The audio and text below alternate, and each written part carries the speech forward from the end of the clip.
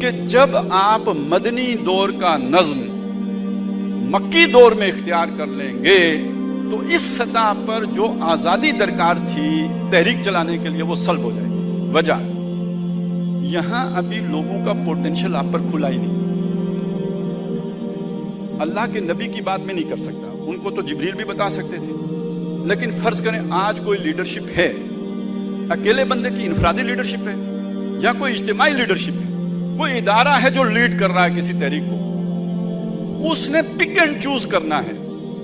جیسے وہاں پہ ہو گیا نا, یہ عشرہ مبشرہ ہیں, یہ وہ ہیں کہ جو فتح سے پہلے ایمان لائے, یہ وہ ہیں جو بدری ہیں, یہ وہ ہیں جنہوں نے بیعت رضوان کی ہے. آج اگر آپ نے کسی پک اینڈ چوز کرنا ہے تو کیسے کریں گے؟ ہمارے ہاں تو معیار یہ بن گیا ہے, ہم نے چونکہ جماعت بنا لی ہے تو اس کے خانے ہیں, یہاں پہ ناظم اعلیٰ بیٹھے گا, یہاں نائب ناظم اعلیٰ بیٹھے گا, یہاں کوئی امیر بیٹھے گا, یہاں کوئی غریب بیٹھے گا, یہاں کوئی نقیب بیٹھے گا. اب یہ خانہ پوریاں کرنی ہے تو پکڑو, جس کی گردن فٹ آتی ہے ایک جگہ پہ گھسا دو اسے. وہ اہل ہیں نہیں ہے, اس سے غرض نہیں ہے, خانہ خالی ہے جو بھرنا ہے. تو خانہ خالی رہا دیومی گیرد, کوئی نظام کا پجاری, کوئی نظام کا سروس مین جس نے 60 سال باطل نظام کی چاکری کی ہوگی, جس کی سیکنڈ نیچر میں غلامی دھر آئی ہوگی, اس کی گردن ہی کسی عہدے کے لیے فٹ آئے گی. باقی تو ابھی نا تجربہ کار ہیں, باقی تو ابھی جوشیلے ہیں, باقی تو ابھی متوازن سوچ کے عامل نہیں ہیں, ابھی کچھ ان میں بیلنس نہیں آیا ہے. تو بیلنس تو جو آپ کو معاشرہ کر کے دے رہا ہے, پھر وہی پکڑیں گے, کسی جگہ ٹھوکیں گے, اور پھر ان کا پوائزن تحریک کے اندر پھیلنا شروع, کیونکہ وہ ان کو سکھائی گئی ہوتی ہے غلامی, اور وہ غلام بنا کر رکھنا ہی ایفیشنسی سمجھتے ہیں. یہ بہت اہم بات ہے, میری بات نوٹ کریں اور سن لیں. اللہ اور اس کے رسول لوگوں کی گردنوں سے تو کھولنا چاہتے ہیں. یضع عنہم اسرہم والاغلال التی کانت علیہم, اور شیطان لوگوں کی گردنوں میں توق ڈال کے رکھنا چاہتے ہیں, شیطان لوگوں کو غلام بنا کے رکھنا چاہتے ہیں. بات پھیل جاتی ہے, نہیں تو میں آپ کو ملفوظات کے انداز میں چلوں نا, جس طرح صوفیاء چلتے ہیں, ادھر سے ادھر تک چلے جاتے ہیں, تو پھر بہت سہولت ہو جائے. لیکن یہ نظم کا تقاضا یہ ہے کہ میں جلدی سے بات آپ کے سامنے رکھ دوں کہ دیکھیے, شیطان کا تو مقصد ہی ہے کہ میں نے ان کو نتھ ڈال دی. یہ اس کے الفاظ ہیں, قرآن مجید میں اللہ نے نقل کیے.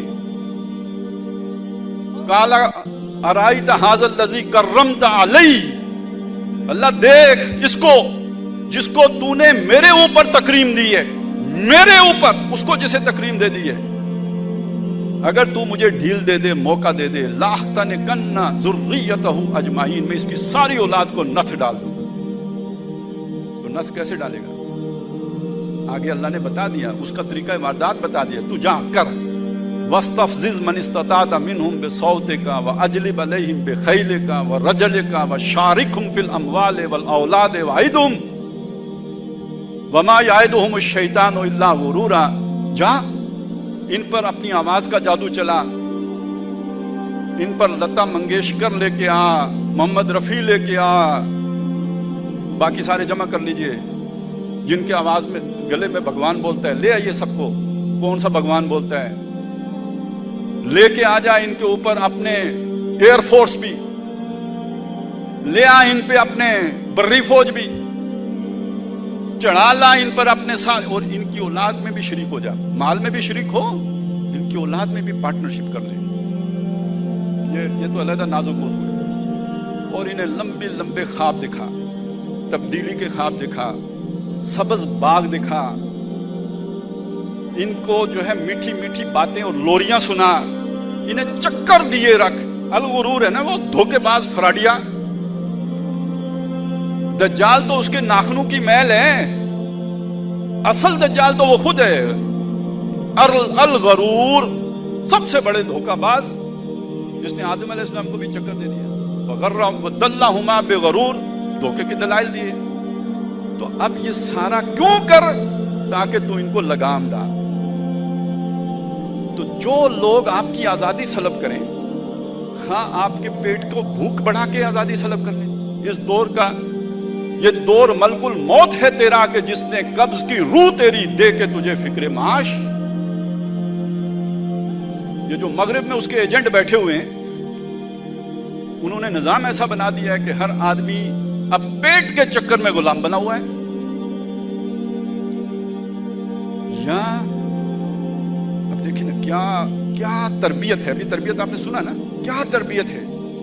آج کا انسان 21ویں صدی کا انسان گلے میں پٹا ڈال کے, آج کہتے ہیں حریت کا دور ہے. حریت کیا ہے؟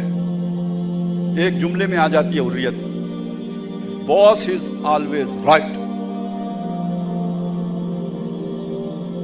Very settled nurtured notion, boss is always right.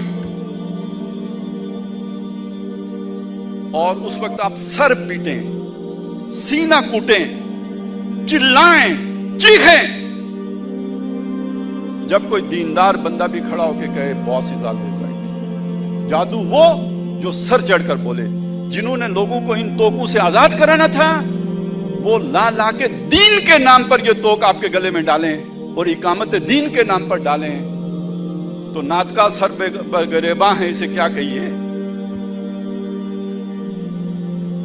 اور یہ ہو رہا ہے. اور اس کا نتیجہ کیا نکلتا ہے؟ ایک فرد کی انفرادیت ختم ہو جاتی ہے, وہ اجتماعیت کی نظر ہوتا ہے, بھینٹ چڑھ جاتا ہے, بلی دے دیا جاتا ہے.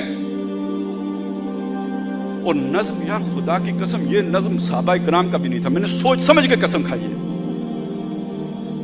محمد رسول اللہ نے کوئی گھریلو اسرہ تو نہیں بنایا تھا نا. وہ یہاں کچھ بچا ہی نہیں تھا. مجھے بس ڈر رہ گیا تھا کیونکہ وہ بھی شروع ہو گیا تھا کام, نوجوانوں کے مسائل. ایک وظیفہ شب نظم سے آزاد رہ گیا تھا, باقی ایک بندے کی زندگی میں نظم سے باہر کچھ نہیں رہ گیا تھا. اور وہ جو نوجوانوں کے مسائل والا موضوع چھیڑ لیا تھا ایک ہمارے ڈاکٹر صاحب نے, تو اس نے لازماً وظیفہ شب کے بھی نظم پر منتج ہونا تھا. اس غلامی کا نتیجہ آپ کی فعالیت کا خاتمہ.